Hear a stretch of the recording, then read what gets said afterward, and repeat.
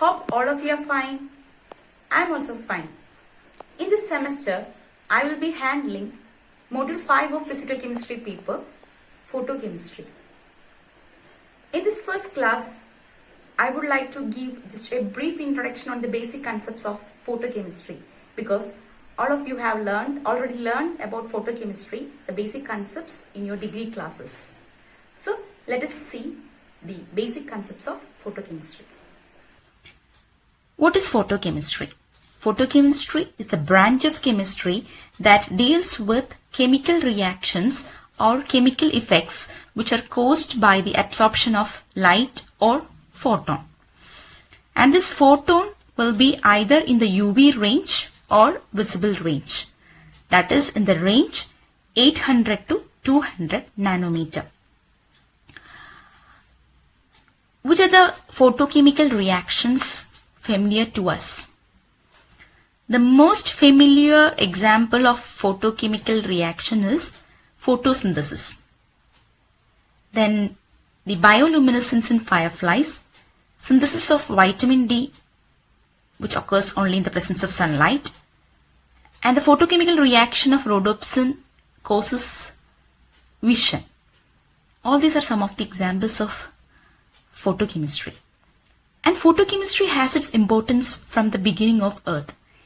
In the primitive Earth, solar energy was the only source of energy, and it is believed that simple molecules like carbon dioxide, methane and ammonia combine to form complex molecules like proteins and nucleic acids. It occurred in the presence of sunlight. So, from the beginning of Earth itself, photochemistry has its importance. What happens when a molecule or an atom is excited with UV visible light? You all know most of the molecules have even number of electrons, and these electrons will be paired in the ground state.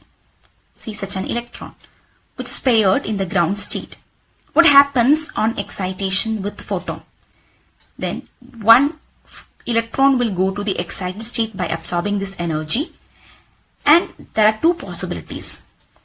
Either the electron can retain the spin, that is, these two electrons have opposite spin, or this electron can go with the reversal of spin.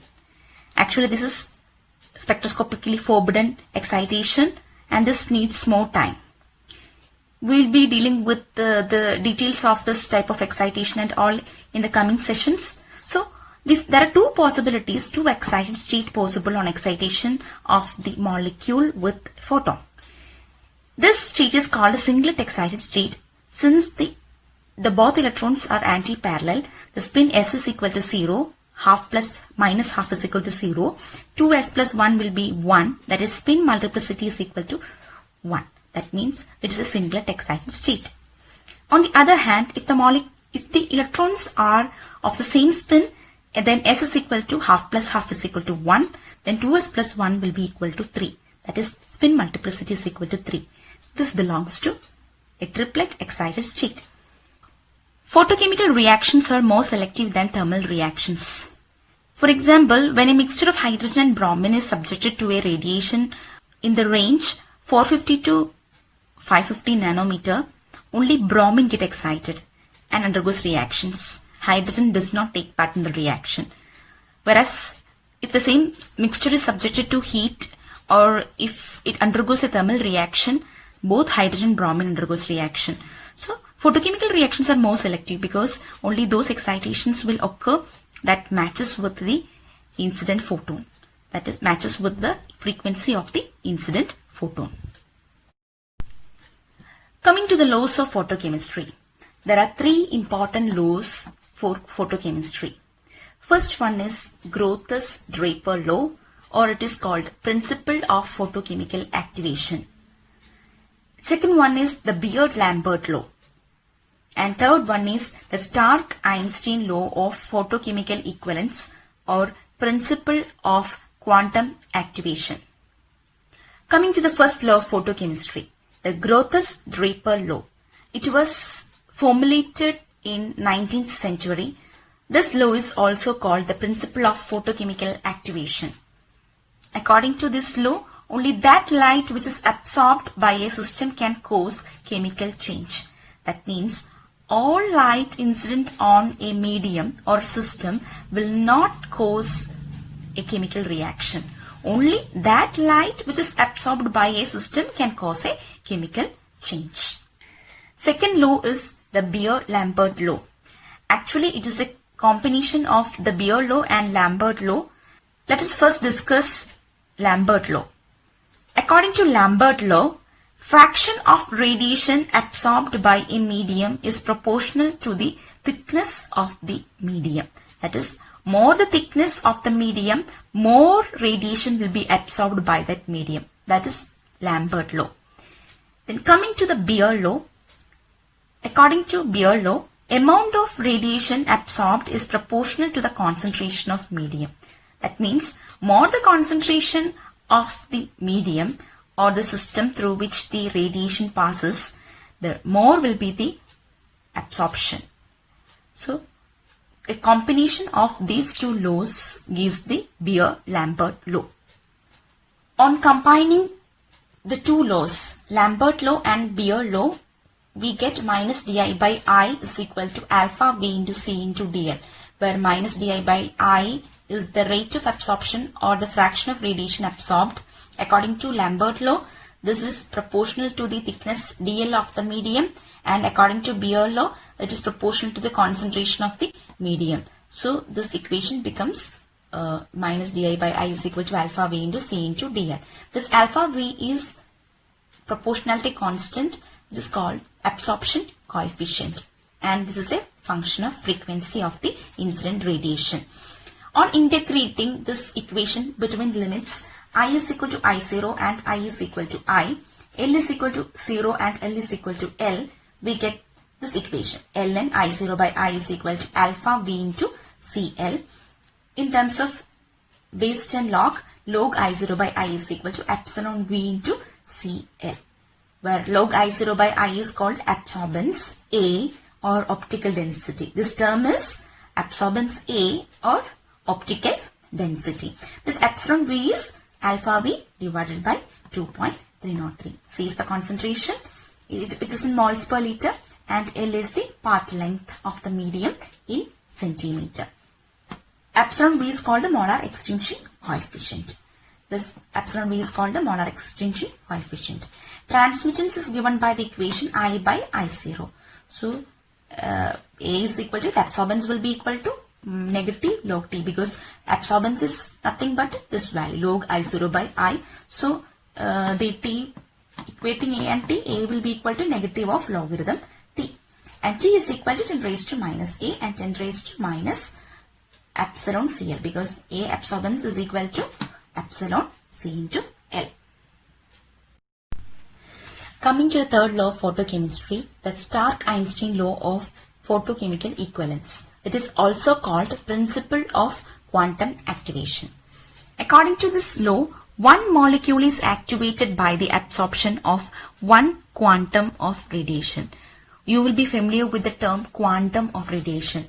You have learned about you are familiar with the quantum theory of radiation. According to quantum theory, the light energy will be absorbed or emitted in small packets of energy, not continuously.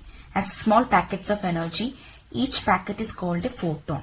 And this photon will be having energy E is equal to h nu, where nu is the frequency of the radiation and h is Planck's constant.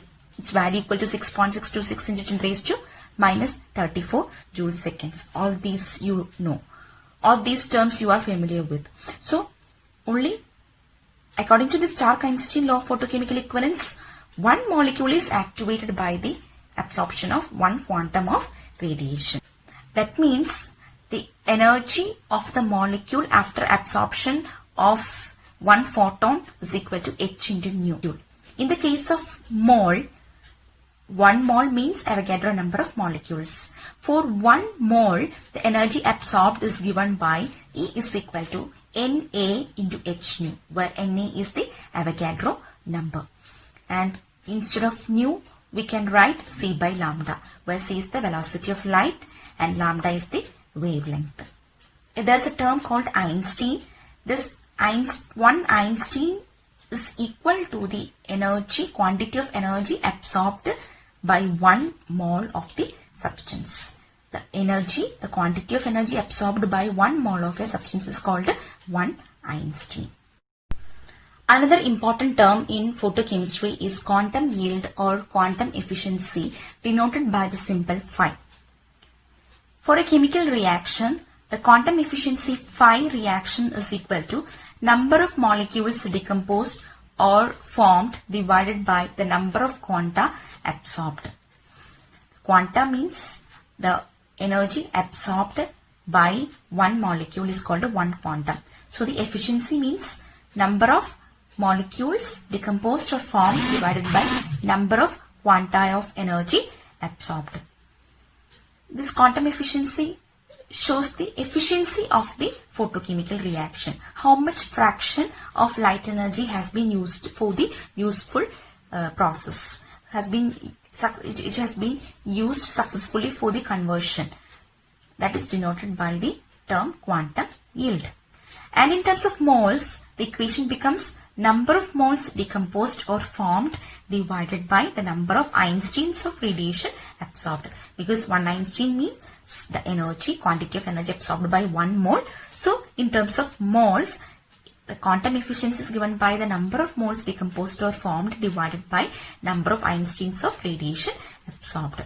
And in general, we can say for a process, the quantum efficiency phi process is equal to rate of the process divided by the rate of absorption. One of the most important topic under photochemistry is Jablonski diagram. This diagram successfully explains the phenomenon of fluorescence and phosphorescence. You may be familiar with these terms. And this diagram also explains the various photophysical processes that a molecule undergoes if it does not undergo a photochemical reaction. I have already told you about the different types of excited state, singlet excited state and triplet excited state. If on absorption of photon, the molecule undergoes excitation in which the electrons spins are anti-parallel, we call it as singlet excited state. And if the electron spins are parallel, we call it as a triplet excited state. Actually, the transition excitation from the ground state to the triplet excited state is spectroscopically forbidden, but it takes place indirect by indirect process. Let us discuss this diagram in detail. See, this is the S0 denotes the ground electronic state, and all these fine levels inside this electronic state are the vibrational levels. So these are the fine lines are the vibrational levels, and this is the ground electronic state. And this is the first singlet excited state, and this is second singlet excited state, and this one is the third singlet excited state. And these are correspondingly the first triplet excited state, second triplet excited state, and third triplet excited state, so on. So when the substance absorbs the light energy, the electron goes to any of the higher singlet excited state depending on the energy absorbed. So it can either go to the S1 state, or it can go to the S2 state, or it can go to the S3 state, or any higher levels depending on the energy absorbed. And what happens to the electrons in the excited state? They will show the excited electrons will not be stable, and they will be revert back to the ground states. The reversion or the returning of the excited electrons can take place either by the radiative process or by the non-radiative process. Radiative process means there is emission of radiation. Non-radiative process means there is no emission of radiation in those types of transitions.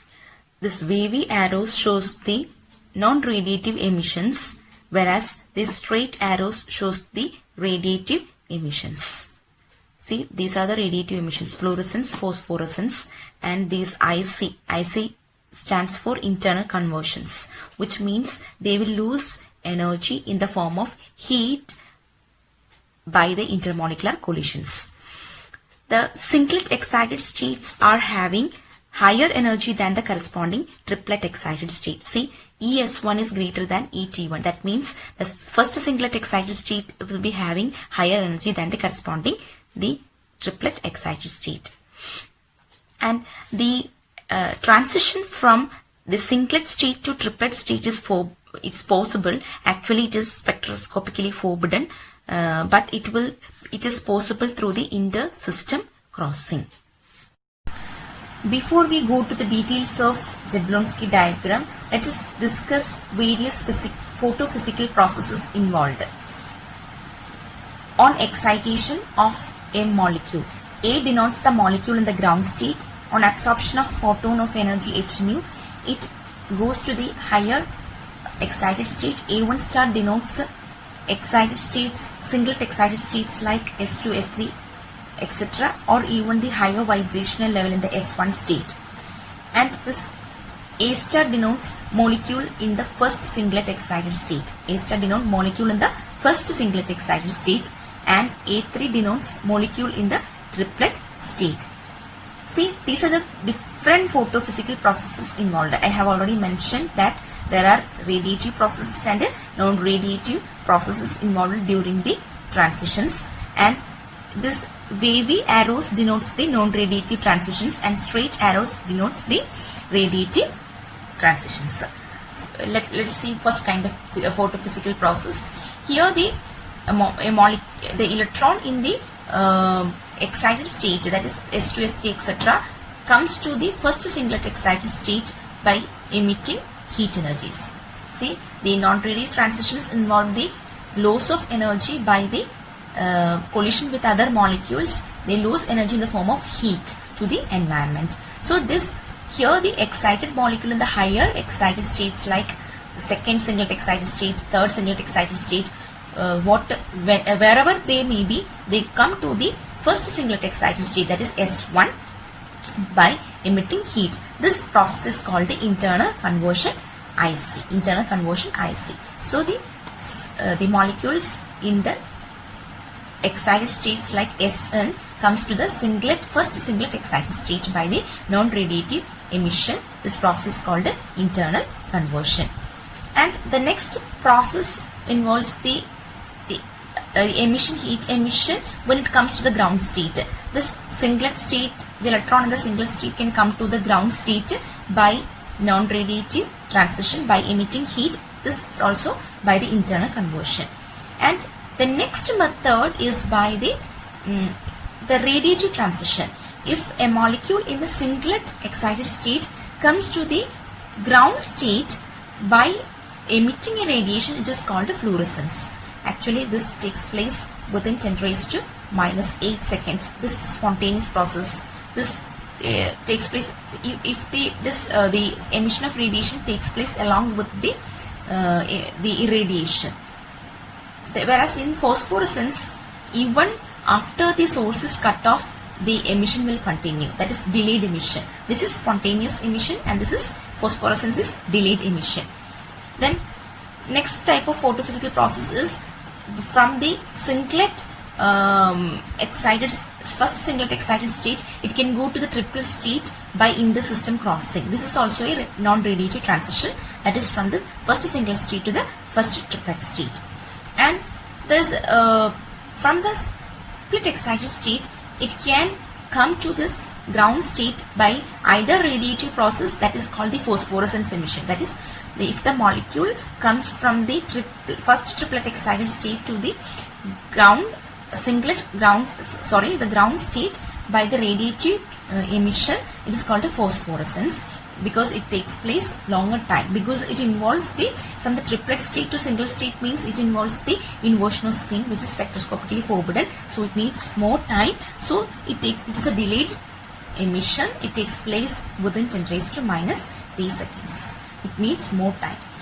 During this process, the triplet excited state to the ground state, it can undergo non-radiative emission process by getting heat, by losing energy in the form of heat, it can come from the triplet excited state to the ground state by a process called the reverse inter-system crossing, that is T1 to S0. We will discuss this in detail in the Jablonski diagram. Again, we are here with the Jablonski diagram. This Jablonski diagram explains all the photophysical processes we have discussed earlier. See, the molecule in the ground state can go to any of the singlet excited state by absorbing the light energy of required energy, and it can come back to the ground state either by the radiative process or non-radiative process. When it cross over from the singlet state to the triplet state, it is called inter-system crossing, and this is also a non-radiative process, and IC is the non-radiative emission in the form of heat. And see, from S3 to S2 it can come only through internal conversions, and from S2 to S1 internal conversion. When it comes from S1 to S0, that is first singlet excited state to the ground state, it can either come by a non-radiative process called by internal conversion, or it can come through the radiative emission called the fluorescence. It takes place within 10⁻⁻8 seconds, so it's a spontaneous emission. Whereas in phosphorescence, first it has to undergo the inter-system crossing from S1 to T1. See, the T1 level is lower, that is energy level of T1 is lower compared to the S1. So first it has to this electron has to come to this level by inter-system crossing. Then from there it can come to the ground T1 state by internal conversion, that is by the through the molecular collisions, intermolecular collisions. Here also it is a non-radiative transition, it loses energy in the form of heat, and from there it can come to the ground state either by radiative emission, that's called phosphorescence. It's a delayed emission because it involves the spin inversion, because it is a triplet state and this is a singlet ground state, and this is a delayed emission. Whereas it can also come back to the S0 state by a process called the reverse inter-system crossing. So this Jablonski diagram successfully explains all the photophysical processes after the molecule is subjected to irradiation. And the another method of losing energy of excited molecule is by undergoing chemical reactions. Usually the molecules in the singlet state will be coming back to the ground state very spontaneously, so it won't get time to react. Whereas the molecules, if they are in the triplet excited state, they have got more lifetime, so they can retain that state for a longer time, so they can undergo chemical reactions. So by undergoing chemical reactions, it can lose energy. So let us summarize the topics we have learned today. We have learned the important terms in photochemistry, the 3 important laws of photochemistry, and we have finally learned the Jablonski diagram, which was useful in explaining the various photophysical processes on absorption of light. Thank you so much.